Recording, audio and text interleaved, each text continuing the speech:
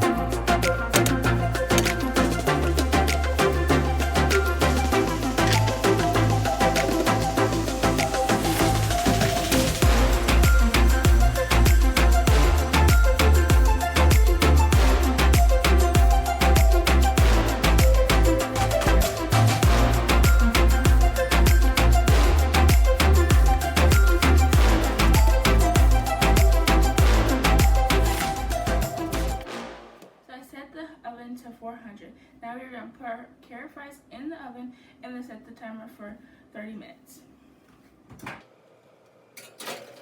Okay guys, the timer just went off. It smells so good in here, so we're going to check our fries.